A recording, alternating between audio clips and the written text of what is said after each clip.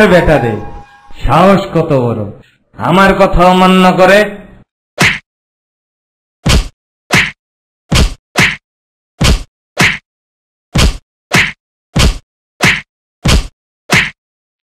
হইছে হইছে, এইবার ছাইরা দেই ফকিন্নির বাচ্চাটারে, না হয় আবার এইখানে মইরা পইরা থাকবো, আমার বাড়িটা দূষিত করব। হ বাবু, যেমন আপনার হুকুম। যা বেটা, বাইর হ বাবুর বাড়ি থেকে।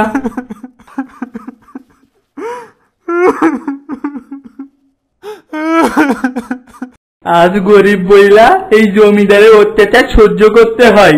এই অত্যাচারে থেকে কবে যে মুক্তি পামু? মালিক, তুমি কি কোনোদিনের বিচার করবা না? কি হয়েছে ভাই, তুমি কান্না করছো কেন? তোমার কি কোনো সাহায্যের প্রয়োজন? ভাই, আমি গরিব মানুষ, ভিটামাটি ছাড়া আমার আর কিছুই নাই। এখন আমার এই শেষ সম্বলটাও জমিদার বাবু কায়রা লইতে চাইছে। আমি দিমুনা কইছি, তাই আমারে খুব মারছে। এখন কি লইয়া বাঁচুম আমি ভাই? তা তোমার গ্রামের মানুষ কোনো প্রতিবাদ করে না? না রে ভাই, জমিদারের ভয়ে কেউ মুখ খুলে না, সবাই চুপচাপ তার অত্যাচার সহ্য করে। আচ্ছা যাও, তুমি বাড়ি যাও, আমি তোমাদের এই জমিদারকে শিক্ষা দেওয়ার ব্যবস্থা করি।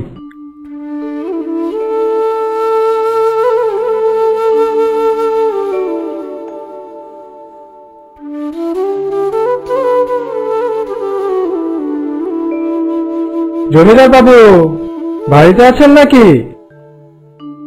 এই কে রে, কে ডাকছে আমায়? কে তুমি, আমারে ডাকতেছো কেন? জমিদার বাবুর দেখি খুব মেজাজ চড়া হয়ে আছে, কি হলোটা কি? আসুন আসুন, একটু বসুন, বসে মাথাটা ঠান্ডা করুন, জরুরি কথা বলার আছে যে। কি বলবে, জলদি করে বলো, আমার এত সময় নেই। জমিদার মশাই, আমি আপনার পাশের গ্রামে থাকি। আপনার মতো হয়তো এত জমি জমা নেই, তবে বাপ দাদা কিছু সম্পত্তি রেখে গেছে, তা দিয়ে চলে যায়। অত কথা আমায় শোনাচ্ছ কেন? না মানে, আমি আপনার কাছে একটা প্রস্তাব নিয়ে আইছিলাম। শুনেছি আপনি নাকি লাভবান হতে খুব পছন্দ করেন, তাই আপনার নিকট প্রস্তাব নিয়ে আসা। হ্যাঁ হ্যাঁ, তা তো করি বটে, লাভবান হতে কার না ভালো লাগে। তা কি প্রস্তাব এনেছো শুনি? এই ধরেন, আপনি যদি আমাকে কোনো কিছু দেন, আমি সেই জিনিসটা 3 দিনের মধ্যে আপনাকে দ্বিগুণ করে দিতে পারবো। তবে সে জিনিসটা প্রথমে আমার নামে লিখে দিতে হবে। প্রস্তাব তো খারাপ না, কিন্তু লোকটারে না চিনে প্রথমেই তো আর বিশ্বাস করা যায় না। দেখি ছোট কিছু দিয়ে মানবে কিনা।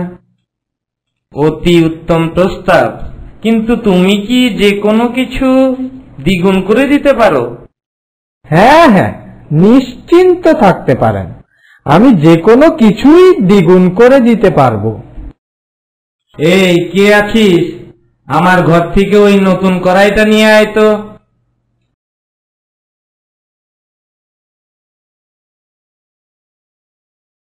এই যে বাবু, লন আপনার করাই।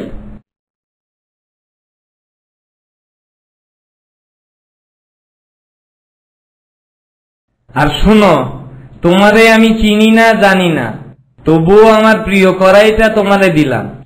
3 দিনের মধ্যে আমারে 2টা কড়াই যদি না দিতে পারো, তবে তোমার অবস্থা কিন্তু খারাপ হইব, বইলা দিলাম। আপনি অত চিন্তা করবেন না জমিদার বাবু, 3 দিন পর 2টা কড়াই পেয়ে যাবেন। সামান্য কড়াই বলে এবার আর লিখে নিলাম না, কিন্তু এরপর থেকে যা দিবেন একেবারে আমাকে লিখে দিতে হবে, না হয় আবার দ্বিগুণ করা যাবে না। ঠিক আছে, আগে এই কাজটা করে দেখাও, এরপর থেকে সব লিখা দিব।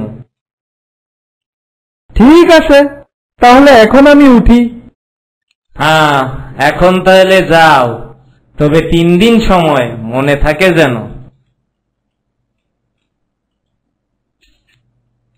জমিদার মশাই, খুব মানুষকে ঠকিয়েছো এতদিন, এখন আমার ফাঁদে পড়েছো, বুঝবে মজা।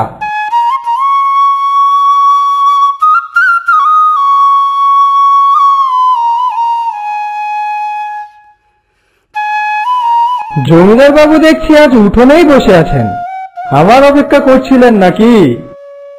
আসো আসো, তোমার অপেক্ষাই তো করতেছিলাম। এই যে জমিদার বাবু, লন আপনার কড়াই দুইটা লন। একটা দিছিলেন, দুইটা ফেরত পাইলেন, আর অপেক্ষা করা লাগবে না। বাহ বাহ, এ তো দেখছি সত্যিই অসাধারণ ব্যাপার। ওই তুই দাঁড়িয়ে আছিস কেন? যা কড়াই দুইটা ভেতরে রেখে আয়, আর এই লোকটার জন্য কিছু খাবারের ব্যবস্থা কর। হ্যাঁ বাবু, এক্ষুনি যাইতেছে। না না, ওসবের দরকার নাই, আমার আবার জলদি করে যেতে হবে, হাতে অনেক কাজ। তা তুমি এগুলো কিভাবে করো? বাবু আপনি কিন্তু বেশ রসিক মানুষ আছেন। আপনি আম খাবেন, সে আম কোন গাছে ধরেছে তা জানার কি দরকার বলুন? তা বলেছ বেশ। আচ্ছা তুমি অপেক্ষা করো, আমি তোমার জন্য কিছু নিয়ে আসি। জি জি, যা করার একটু জলদি করুন, এই আর কি।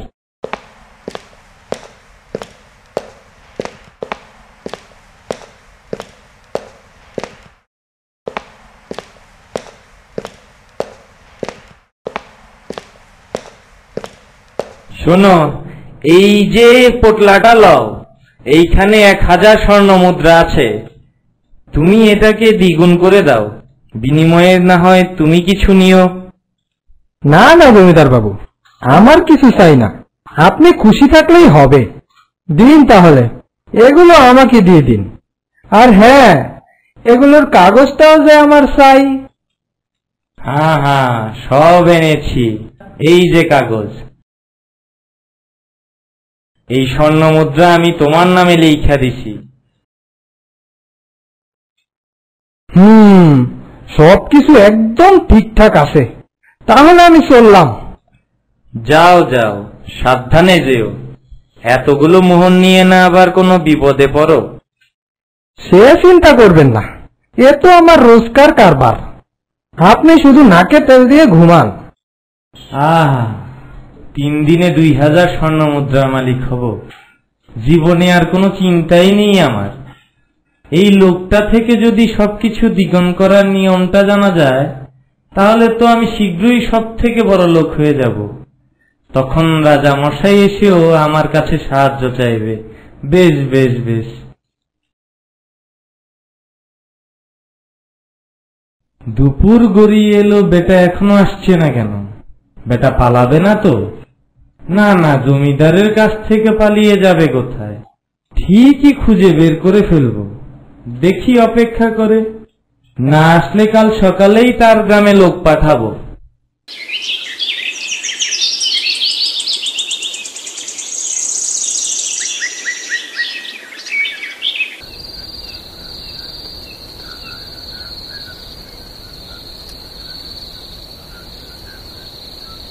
বাবু সন্ধ্যা হয়ে এলো, ঘরে চলুন, কাল সকালে ব্যাটারে ধরে নিয়ে আসবো।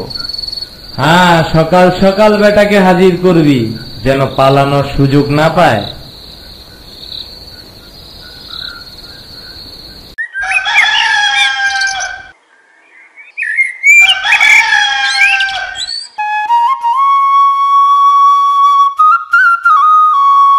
জমিদার বাবু বাড়ি নেই নাকি? ও জমিদার বাবু। কে কে এসেছে? আমি বাবু, আমি আপনার মোহরগুলো নিয়ে এলাম। সারা রাত তো মনে হয় ঘুমোতে পারেননি, তাই সকাল সকালই চলে এলাম। এসেছো তুমি? আমি তো ভাবলাম আমার মোহরগুলো নিয়ে তুমি পগার পার হয়ে গেলে নাকি।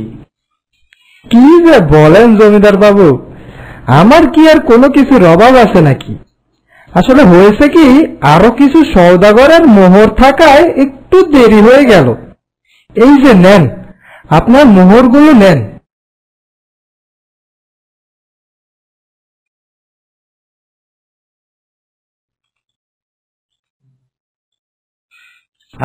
কি দারুণ ব্যাপার! এভাবে চলতে থাকলে তো আমি রাজ্যের সব থেকে ধনী হয়ে যাব। তা হবেন বটে, কিন্তু শুনেন জমিদার বাবু, এই একটু একটু করে আর কত করবেন? আপনি বরং এক কাজ করেন, আপনার এই বাড়ির কাগজটা আমারে দিয়া দেন, আমি এই বাড়িটারে 2টা বাড়ি করে দেই, তাহলে তো একবারেই অনেক টাকা পেয়ে যাবেন, তাই না বলুন? বাহ বাহ, বেশ, এ তো খুবই ভালো বুদ্ধি। দাঁড়াও, তুমি এখানেই দাঁড়াও, আমি এক্ষুনি কাগজটা তোমার নামে করে দিচ্ছি। এই তো আপনার মাথা খুলেছে। যান যান, তবে যা করার একটু জলদি করে করবেন।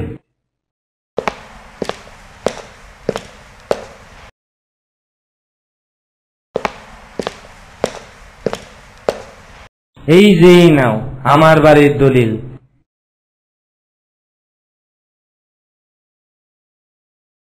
এখন এই বাড়ি তোমার নামে, জলদি জলদি 2টা বাড়ি কইরা দাও তো। সবুর করেন জমিদার বাবু, সব পাবেন, সব পাবেন। আপনার এই কাজটা খুব তাড়াতাড়ি হয়ে যাবে। তাই নাকি? তাহলে তো আরো ভালো। জি জি, খুব ভালো হবে। এখন যাই, আমি যে কাজে লেগে পড়ি। যাও যাও, এত বড় একটা কাজ ঠিকঠাক ভাবে হলেই হলো।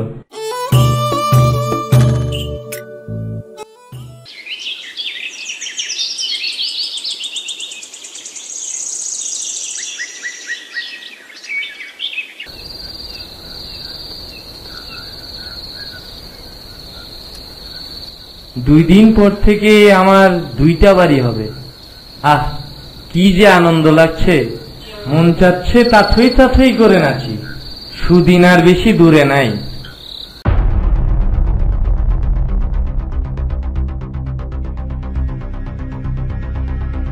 কই জমিদার, জলদি করে বাহিরে আসো।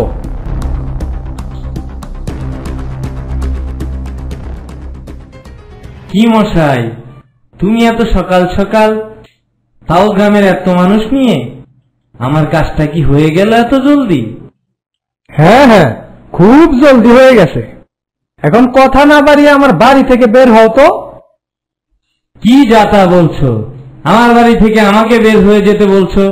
তোমার তো সাহস কম নয় মশাই। তোমার বাড়ি মানে? এই যে দেখো দলিল, এই বাড়ি আমার নামে, আর তুমি কিনা বলছো এটা তোমার বাড়ি? রাজা সাহেবের হুকুমেই তোমার এই বাড়ি ছেড়ে যেতে হবে, তার কাছে সব কাগজপত্র দেওয়া আছে। হায় হায়, এই বেটা তো পরিকল্পনা করে আমাকে ঠকিয়ে দিল। এখন তো বাড়ি ছাড়তে হবে, তাছাড়া কোনো উপায় দেখতে পাচ্ছি না। ঠিক আছে ঠিক আছে, যাচ্ছি। আমার সব জিনিসপত্রগুলো নিয়েই আমি চলে যাচ্ছি।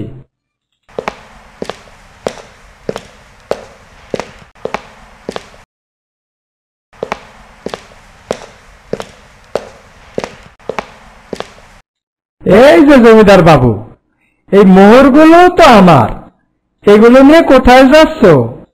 এগুলোরও কি কাগজপত্র দেখাবো? হায় হায়, এই বেটা তো আমাকে নিঃস্ব করে দিল। আমি তো একদম পথের ফকির হইয়া গেলাম।